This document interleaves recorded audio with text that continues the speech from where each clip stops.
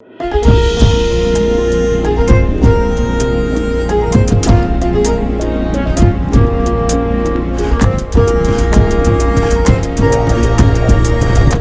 ጤና ይስጥልኝ ውድ የፈታ ዴሊ ተከታታዮቻችን፣ ይህ የዕለተ ሰኞ የምሽት ጥንቅራችን ነው።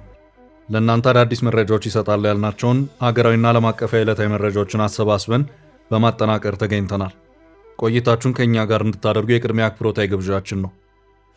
ወደ ዕለቱ ዝርዝር መረጃዎቻችን ከማለፋችን በፊት በቅድሚያ ዋና ዋናዎቹን እንጠቁማችሁ። በዛሬው ዕለት በተካሄደው 7ኛው አጠቃላይ ምርጫ በበርካታ ጣቢያዎች የድምፅ አሰጣጥ በሰዓቱ ቢጀመርም በአማራና በኦሮሚያ ክልሎች ባጋጠሙ የጸጥታ ችግሮች ምክንያት ሂደቱ የተቋረጠባቸው ቦታዎች እንዳሉ የምርጫ ቦርድ አስታውቋል። በአዲስ አበባ የዲጂታል ምዝገባ በተደረገባቸው ጣቢያዎች የታዩ ረጃጅም ሰልፎችንና አጠቃላይ ምርጫውን ውሎ ዝርዝር መረጃ እናደርሳለን።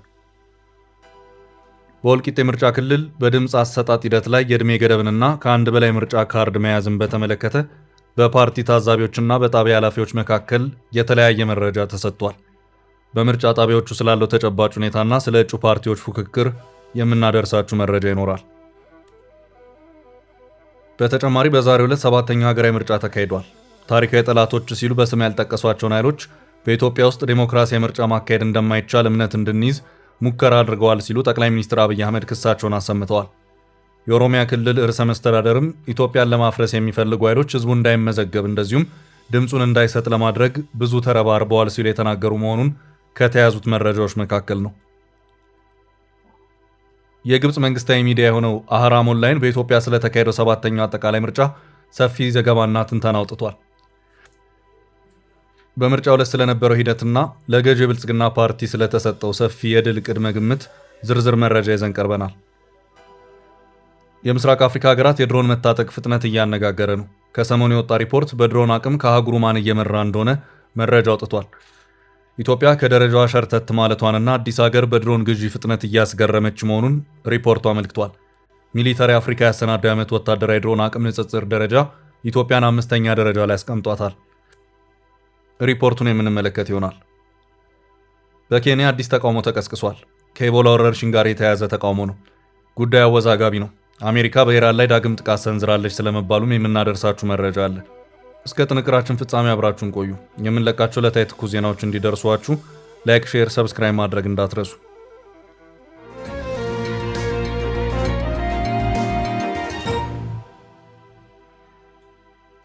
ብዙ ተረባርበውብናል። አቶ ሽመልስ አብዲሳ። በዛሬው ዕለት 7ኛው ሀገራዊ ምርጫ ተካሂዷል። ከ50 ሚሊዮን በላይ መራጮች ለመራጭነት የተመዘገቡበት ነውም ተብሏል።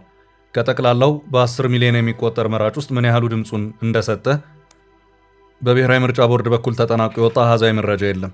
በዛሬው ዕለት በትውልድ መንደራቸው በሻሻ ድምፅ የሰጡት ጠቅላይ ሚኒስትር አብይ አህመድ የሚመጣውን የምርጫ ውጤት በጸጋ ለመቀበል ዝግጁ ነን ሲሉ ተደምጠዋል።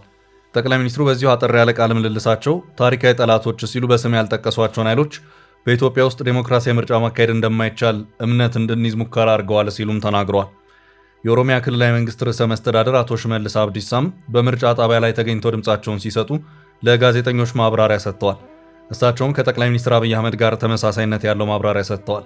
ጠላቶች ከምዝገባ እስከ ድምፅ መስጠት ባሉ ሂደቶች ህዝቡ ተሳትፎ እንዳይኖረው ለማድረግ ብዙ ርብርብ አድርገዋል ሲሉ ተናግረዋል። እነዚህን አካላት በስም ባይጠቅሷቸውም ኢትዮጵያን ማፍረስ የሚፈልጉ ኃይሎች ሲሉ ጠርተዋቸዋል። የኢትዮጵያ ህዝብ በኢትዮጵያ ዴሞክራሲ ስርዓት ለመገንባት የሚፈልገውን ለመወሰን መካሪ ገሳጭ እንደማያስፈልገው ማለዳ ድምፁን ለመስጠት በመውጣት አሳይቷል ያሉት አቶ ሽመልስ ይሄ 7ኛው ሀገራዊ ምርጫ ነው። የምርጫ የዴሞክራሲ ባህሉ ከጊዜ ወደ ጊዜ እንዲጎለብት ህዝባችን ከፍተኛ መስዋዕትነትን ከፍለዋል ሲሉም ተናግረዋል። አክለውም በምርጫ የምዝገባ ሂደቱ ላይ ኢትዮጵያን ለማፍረስ የሚፈልጉ ኃይሎች ህዝቡ እንዳይመዘገብ ለማድረግ ከፍተኛ ርብርብ አድርገዋል። ይህንን ሁሉ ተቋቁሞ ህዝቡ ተመዝግበዋል።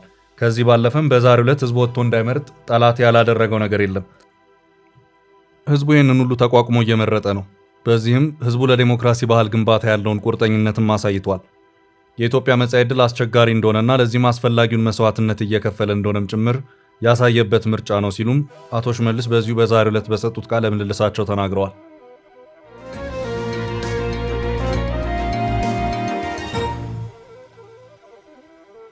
በቀጣይ መረጃ ግብጽ ስለ ምርጫው። በዛሬው ዕለት በኢትዮጵያ የተካሄደውን ምርጫ አስመልክቶ የግብጽ መንግስት ይፋዊ ልሳን አውታር የሆነው አህራም ኦንላይን የፈረንሳይ ዜና ወኪልን ኤኤፍፒን ዋቢ በማድረግ ሰፊ ትንተና አውጥቷል። ይህ የግብፅ መንግስታዊ ዜና ድረገጽ ባወጣው መረጃ መሰረት በርካታ ኢትዮጵያውያን መራጮች በማለዳው ጀምሮ ወደ ምርጫ ጣቢያዎች በመሄድ ድምፃቸውን መስጠታቸውን ገልጸዋል። ዘገባው አክሎም በአሁኑ ወቅት በስልጣን ላይ የሚገኘውና በጠቅላይ ሚኒስትር አብይ አህመድ የሚመራ የብልጽግና ፓርቲ በዚህ ምርጫ ሰፊና ከፍተኛ የሆነ የአብላጫ ድምፅ አሸናፊነትን ለመቀዳጀት ሙሉ በሙሉ የተረጋገጠ ግምት እንዳለው አስፍረዋል። የግብፅ መንግስታዊ ሚዲያ ይህንን የምርጫ ውሎ ሲዘግብ በሀገሪቱ ውስጥ ያሉትን ተጨባጭ ሁኔታዎችና የህዝቡን የምርጫ ተሳትፎ ፍላጎት በጥንቃቄ ለመዳሰስ ሞክረዋል።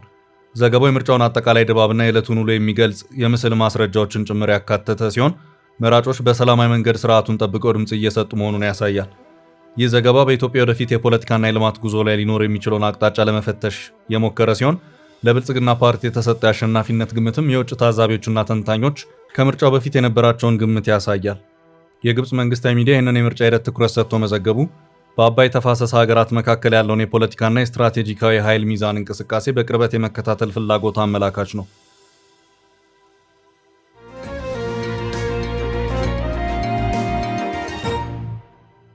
በቀጣይ ርዕስ በአማራና በኦሮሚያ የምርጫ ሂደት የተቋረጠባቸው ቦታዎች። በሰባተኛው አጠቃላይ ምርጫ በማለዳው 12 ሰዓት ላይ በመላ አገሪቱ ከሚገኙ የምርጫ ጣቢያዎች መካከል 50188 ያህሉ በሰዓቱ ተከፍተው መራጮችን ማስተናገድ ጀምረዋል። በአብዛኛው የአገሪቱ ክፍል ምርጫው በሰላማዊ መንገድ ተካሂዷል ተብሏል። በአንዳንድ አካባቢዎች ደግሞ ከተለያዩ ጉዳዮች ጋር በተያያዙ እክሎች እንደነበሩ መረጃዎች ወጥተዋል። 695 የሚሆኑ የምርጫ ጣቢያዎች በሰዓቱ ያልተከፈቱ ሲሆን እነዚህ ጣቢያዎች ከ30 ደቂቃ እስከ 1 ሰዓት የሚደርስ መዘግየት አሳይተዋል። ከዚህ በተጨማሪ በአዲስ አበባና በሌሎች አካባቢዎች በሚገኙ የምርጫ ጣቢያዎች ላይ ረጃጅም የሰልፍ መጨናነቆች ተስተውለዋል። የኢትዮጵያ ብሔራዊ ምርጫ ቦርድ ዋና ሰብሳቢ ሜላትወርቅ ኃይሉ በሰጡት ጋዜጣዊ መግለጫ ላይ እንዳመለከቱት ይህ የሰልፍ መብዛት ያጋጠመው በዲጂታል አማራጭ በሞባይል ወይም በድረገጽ በተመዘገቡ መራጮች ጣቢያዎች ላይ ሲሆን ቦርዱ የተፈጠረውን መጨናነቅ ለመፍታት ጥረት ማድረጉ ተመልክቷል።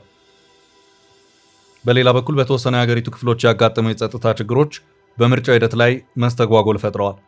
የኢትዮጵያ ብሔራዊ ምርጫ ቦርድ ባወጣው ይፋዊ መግለጫ መሰረት በአማራና በኦሮሚያ ክልሎች ውስጥ የሚንቀሳቀሱ ታጣቂዎች የትራንስፖርት እንቅስቃሴ ማገዳቸውን ተከትሎ 143 የምርጫ ጣቢያዎች በጸጥታ ምክንያት ሳይከፈቱ ቀርተዋል። በተመሳሳይ ሁኔታ በእነዚህ ሁለት ክልሎች ውስጥ በሚገኙ የተወሰኑ አካባቢዎች የድምፅ አሰጣጥ ሂደቱ ከተጀመረ በኋላ በተፈጠረው የጸጥታ ችግር ምክንያት ሂደቱ ሙሉ በሙሉ ተቋርጧል። ቦርዱ ቀደም ሲል ከትግራይ ክልል በተጨማሪ በ8 የምርጫ ክልሎች ምርጫ እንደማይካሄድ ማስታወቁ ይታወሳል። ለዚህ ምርጫ ማስፈጸሚያነት ከ350 ሺህ በላይ አስፈጻሚዎች በመላ አገሪቱ የተሰማሩ ሲሆን የሂደቱን ተአማኒነት ለመከታተልም የፖለቲካ ፓርቲዎችና የግል ተመራጮች ወኪሎች በ41798 የምርጫ ጣቢያዎች ላይ ተገኝተዋል።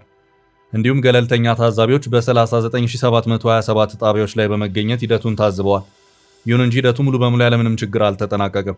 በቤንሻንጉል ክልል በዘልማምና ሰልዳ የምርጫ ክልሎች ባጋጠመ የኔትወርክ ችግር ምክንያት መረጃዎችን በወቅቱ ለማግኘት መቸገሩን ቦርዱ ገልጿል። ከዚህ በተጨማሪ በእነሞርና ኤነር አንድ የምርጫ ክልል ውስጥ የምርጫ አስፈጻሚ የነበሩ ባልደረባ የክትትል ስራ ለመስራት በሞተር ሳይክል ሲጓዙ በደረሰባቸው አደጋ ሕይወታቸው አልፏል።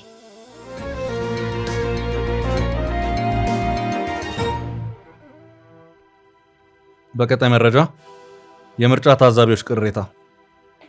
በወልቂጤ የምርጫ ክልል እየተካሄደ ባለው ሀገራዊ ምርጫ ላይ ዕድሜያቸው ለምርጫ ያልደረሱ መራጮች ለመሳተፍ መሞከራቸውን በተመለከተ ቅሬታ መነሳቱን የጎጎት ለጉራጌ አንድነትና ፍትህ ፓርቲ አስታውቋል። በወልቂጤ የምርጫ ክልል ስር በሚገኘው የእድገት በር ቦሌ መንደር ምርጫ ጣቢያ 2 መራጮች ከዕድሜ በታች በመሆናቸው በምርጫው እንዳይሳተፉ መደረጉን የጎጎት ፓርቲ ታዛቢ አቶ ሚፍታ ረዲን ጠቅሶ ሸገር ሬዲዮ ዘግቧል። ይሁን እንጂ የዚሁ ምርጫ ጣቢያ ኃላፊ ወይዘሮ ዓለም ደስታ በበኩላቸው ከጣቢያው የተመለሱ ሰዎች መኖራቸውን አምነው ሰዎቹ የተመለሱት ከዕድሜ ጋር በተያያዘ ሳይሆን መታወቂያ ባለመያዛቸው ምክንያት መሆኑን በመግለጽ የፓርቲውን ታዛቢ ቅሬታ አስተባብለዋል። በሌላ በኩል ደግሞ በአንድ መራጭ እጅ ከአንድ በላይ ምርጫ ካርድ ተገኝቷል በሚል ሌላ ቅሬታ ቀርቧል። በእድገት በር አስገዝ ዘስላሴ ትምህርት ቤት ምርጫ ጣቢያ የጎጎት ፓርቲ ታዛቢ የሆኑት አቶ ሐሚድ ከድር 3 ሰዎች ከአንድ በላይ ምርጫ ካርድ ይዘው መገኘታቸውን ተናግረዋል። ይህንን ቅሬታ ያስተባበሉት የምርጫ ጣቢያው ኃላፊ አቶ ታረቀኝ ግን እስካሁን በምርጫ ጣቢያ ውስጥ 2 ካርድ ይዞ የተገኘ አንድም ሰው እንዳልገጠማቸው በምላሻቸው አመልክተዋል። እነዚህ አከራካሪ ነጥቦች ቢነሱም በወልቂጤ ምርጫ ጣቢያዎች ከሰዓት በኋላ በነበረው ክትትል አብዛኞቹ የምርጫ ጣቢያዎች ያለምንም ከፍተኛ መጨናነቅ ሂደታቸውን ሲያከናውኑ ተስተውለዋል። ሌላው በማዕከላዊ ኢትዮጵያ ወልቂጤ ምርጫ ጣቢያ ምርጫ ታዛቢዎች ተደብድበው ከምርጫ እንዲወጡ ተደርገዋል ሲል ጎጎት ፓርቲ እንዲሁ ገልጿል። ፓርቲው በኦፊሻል የፌስቡክ ገጹ እንዳብራራው ፓርቲ እንቀሳቀስበት የነበረው ሞተር ተነጥቋል። የምርጫ ወረቀት በፌስታል ይዘው ሲበትኑ ተመልክተናል። ለምርጫ ቦርድ ምርጫው እንዲቆም አሳውቀናል ብሎ ከምርጫ ቦርድ አፋጣኝ ምላሽ እንደሚፈልግ አስታውቋል። በስፍራው የምትገኘው የሪፖርተር ዘጋቢ ማዕከላዊ ኢትዮጵያ ክልል ዋና ምርጫ አስተባባሪ አቶ ነጋሽን አነጋግራቸው በሰጡት ምላሽ ጎጎት ፓርቲ በማዕከላዊ ኢትዮጵያ ወልቂጤ ከተማ ምርጫ ጣቢያ ምርጫ ታዛቢዎች ተደብድበው ከምርጫ እንዲወጡ ተደርገዋል ማለቱን ተከትሎ ወደ ቦታው አስተባባሪዎች ልከው እንዳጣሩና ምንም ነገር እንዳልተደረገ ማረጋገጣቸውን ተናግረዋል። ፓርቲው ይህ ሆኗል ባለበት የምርጫ ጣቢያ 2 ታዛቢዎቹ እንደነበሩ የገለጹት ዋና አስተባባሪው ፓርቲው የተናገረው ከእውነት የራቀ መሆኑን አክለዋል። ሌላው ሱልካ በተባለ ጣቢያ አካባቢ ፓርቲው ታዛቢ ባጅ ስለተጠየቀ አኩርፎ ከመውጣት ውጪ ሌላ የተፈጠረ ነገር እንደሌለ አስረድተዋል።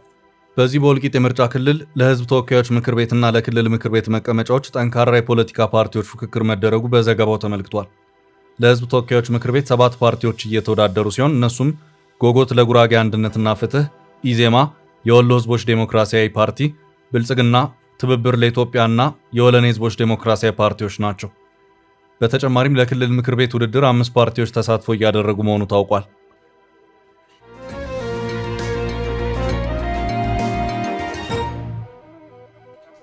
በቀጣይ መረጃ ስልጣን በመሳሪያ አይያዝም። የአማራ ክልል ርዕሰ መስተዳድር የአማራ ክልል ፕሬዝዳንት አረጋ ከበደ በባህር ዳር ከተማ ድምጽ በሰጡበት ወቅት በኢትዮጵያ የስልጣን ሽግግር ታሪክ ላይ ጠንከር ያለ አስተያየት ሰጥተዋል። በኢትዮጵያ መንግስት ታሪክ ውስጥ የስልጣን ይዞታ በአብዛኛው ከጦር መሳሪያና ከጉልበት የሚመነጭ መሆኑን የአማራ ክልል ፕሬዝዳንት ገልጸዋል። ፕሬዝዳንቱ በባህር ዳር ከተማ በሚገኘው የህዳሴ ምርጫ ጣቢያ ተገኝተው ድምጽ ከሰጡ በኋላ በሰጡት መግለጫ ሀገሪቱን በዴሞክራሲ ረገድ ገና ጀማሪ መሆኗን ጠቅሰዋል። የክልሉ ፕሬዝዳንት በጣቢያው ላይ በሰጡት ይፋ አስተያየት መሰረት በሀገሪቱ ዴሞክራሲ አለመዳበር ብቻ ሳይሆን ስልጣን የሚይዝበት መንገድ ከህዝብ ድምጽ ይልቅ በአብዛኛው ከጦር መሳሪያ አፈሙዝና ከኃይል የመነጨ መሆኑን ጠቅሰው ይህ 7ኛው አጠቃላይ ምርጫ ይህን አካሄድ አስቀርቶ መንግስታት በህዝብ ድምጽ ብቻ እንዲወጡ ለማድረግ ትልቅ መሰረት እንደሚሆን አብራርተዋል። በምርጫ የሚገኝ መንግስትና የሽግግር መንግስት ጥያቄ በህዝብና በዴሞክራሲያዊ መንገድ የተመረጠ መንግስት የመመስረትን ልማድ ማዳበር እንደሚገባ ያሳሰቡት ፕሬዝዳንቱ ይህ ሂደት 2 ዋና ዋና ግቦችን እንደሚያሳካ ገልጸዋል። የመጀመሪያው ግብ የመንግስትነት ስልጣን በምርጫ እንጂ በጦርነት በአፈሙዝ እንደማይገኝ ማረጋገጥ መሆኑን ጠቁመዋል።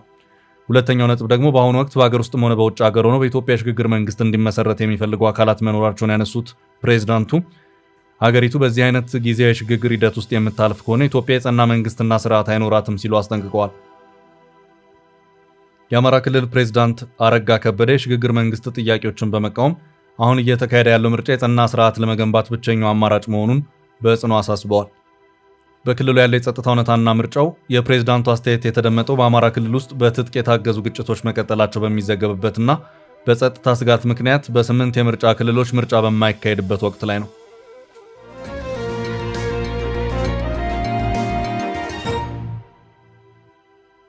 በቀጣይ ርዕስ የተቀደመው የኢትዮጵያ ድሮን ልዕልና አዲስ አበባ በአፍሪካ 5ኛ ደረጃን ያዘች።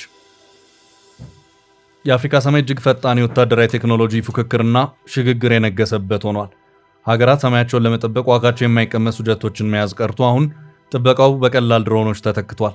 ከአፍሪካ ደግሞ ምስራቅ አፍሪካ በድሮን ትጥቅ አፍሪካን ቀድማ እየተንደረደረች መሆኑም ታውቋል። ከሰሞኑ የወጣ ሪፖርት ታዲያ በድሮን አቅም ማን እየመራ መሆኑን ፍንትው ያለ መረጃ አውጥቷል። ሚሊታሪ አፍሪካ ያሰናደው የዓመቱ የወታደራዊ ድሮን አቅም ንጽጽር ደረጃ ኢትዮጵያን 5ኛ ደረጃ ላይ ያስቀምጧታል። በ2026 34 የአፍሪካ ሀገራት በርካታ የድሮን ሸመታ ማድረጋቸውን ያመለከተው ሪፖርቱ 234 የሚሆኑ አዳዲስ ድሮኖች በይፋዊ መንገድ ወደ አህጉሩ ሰማይ መቀላቀላቸውን አመልክቷል። ለአፍሪካ ሀገራት የድሮን አቅራቢ በመሆን የ21 ሀገራት ስም ሲነሳ 34ቱ ሀገራት በድምሮ 1959 የጦር ድሮኖችን መያዛቸውን ግምት አስቀምጧል። ከ2020 እስከ 2026 ባሉት ጊዜያት በአፍሪካ ሰማይ የጦር ድሮን በብዛት በመታጠቅ የ4 ሀገራት ስም ጎልቶ ወጥቷል። ደቡብ አፍሪካ፣ ግብጽ፣ ሞሮኮ፣ ናይጄሪያ፣ አልጄሪያ እንዲሁም ኢትዮጵያ በዝርዝር ውስጥ እንዳሉ ወታደራዊ መረጃ አመልክቷል። የሰሜን አፍሪካዋ ሞሮኮ በልዩነት ትልቁን የድሮን የጦር ክፍል በፍጥነት በመገንባት ቀዳሚ ተብላ የልዩ ትኩረት አግኝታለች። የሞሮኮ ግስጋሴ ከግብጽ ያነሰ ከኢትዮጵያ የላቀ ሆኖ ነው የተተነተነው። ሞሮኮ ባልታሰበ ፍጥነት 279 ድሮኖችን ሰብስባ ተገኝታለች። ግብጽ ደግሞ 313 የጦር ድሮኖች ክምችት እንዳላት ሪፖርቱ ግምት አስቀምጧል። ኢትዮጵያ 136 ገደማ ድሮኖች መታጠቋን ሪፖርቱ አመልክቷል። የሰሜን አፍሪካ 4ቱ ሀገራት ብቻ በድምሩ ያላቸው ድሮን 1026 መሆኑን መረጃው አመልክቷል። ሌላኛው ሀገር አልጄሪያ የ128 የጦር ድሮኖች ባለቤት ናት ተብሏል። በአፍሪካ ሰማይ ጉልበተኛውን የወጡት የሁለት ድሮን አይነቶች ስም በሪፖርቱ የተጠቀሰ ሲሆን ብዛታቸው 657 የሆኑ ክላስ 3 ሜል እና ሄል የሚሰኙ የድሮን ስርዓቶች በአፍሪካ ሰማይ ላይ ብልጫ ይዘው የሚገኙ ናቸው ብሏል። ኢትዮጵያና ሞሮኮ በድሮን ቴክኖሎጂ በአንድ ሀገር ላይ ጥገኛ ያልሆኑ ወይም የተለያዩ ሀገራት ምርትን የሚጠቀሙ በሚል በሪፖርቱ ስማቸው ተነስቷል። ሞሮኮ ከኢትዮጵያ በተለየ አሜሪካ የድሮን ስርዓት ተጠቃሚ ሆና ተገኝታለች። ሌሎች የአፍሪካ ሀገራት በብዛት የቻይናና የቱርክ ድሮን ደንበኞች መሆናቸውን ዘገባው አመልክቷል። ድሮን ሙሉ በሙሉና በከፊል በሀገር ውስጥ በማምረት አቅም ከገነቡ ሀገራት ተርታ ኢትዮጵያ ተሰልፋ መገኘቷን ሪፖርቱ አመልክቷል።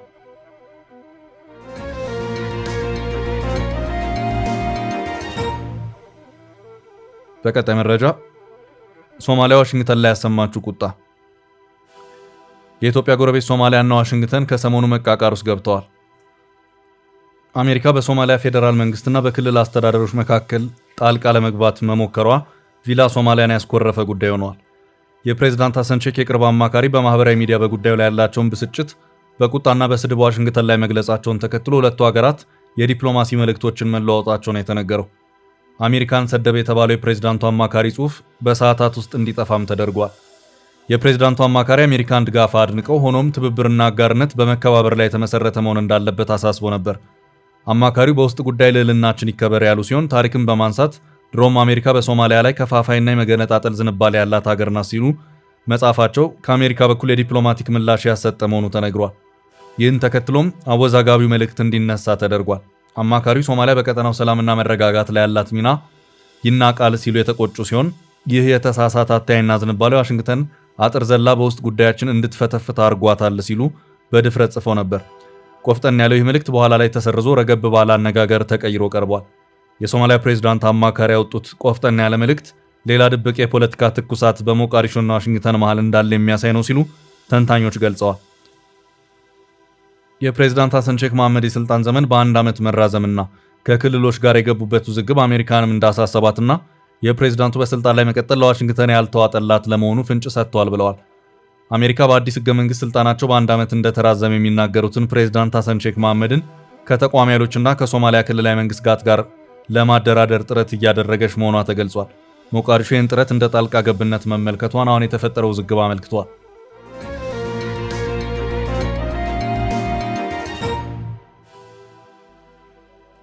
ወደ ቀጣይ መረጃ አለፍን። በኬንያ አዲስ ህዝባዊ ተቃውሞ። በኬንያ ዳግም ተቃውሞ ተቀሰቀሰ። ቀደም ባለው ጊዜ ተቃውሞ የተቀሰቀሰው የፕሬዝዳንት ዊሊያም ሩቶ መንግስት የነዳጅ ዋጋ ጭማሪን በማድረጉ ነበር። ከዚሁ ጋር በተያያዘም ዊሊያም ሩቶ የተጨመረውን ዋጋ ቀሪ ማድረግ ግድ ብሏቸዋል።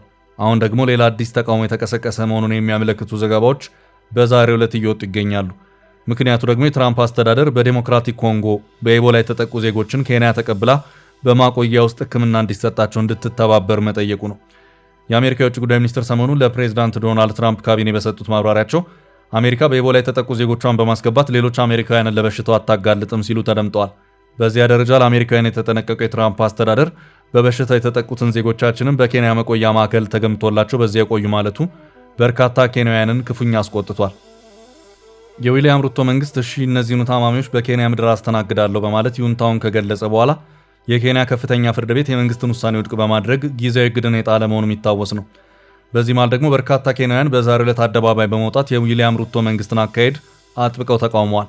አሜሪካውያኑ ለኢቦላ ቫይረስ የተጋለጡ ዜጎች ያርፉበታል የተባለው ቦታ ላይኪፒያ ኤርቤዝ ሲሆን በዛሬው ዕለት ሰልፈኞቹን በመውጣት ተቃውሟቸውን ያሰሙት በዚሁ አካባቢ መሆኑን የአሶሺየትድ ፕሬስ እና የስካይ ኒውስ ዘገባዎች አመልክተዋል። የኬንያ ከፍተኛ ፍርድ ቤት እግድ አሁንም ድረስ የቀጠለ መሆኑ ታውቋል።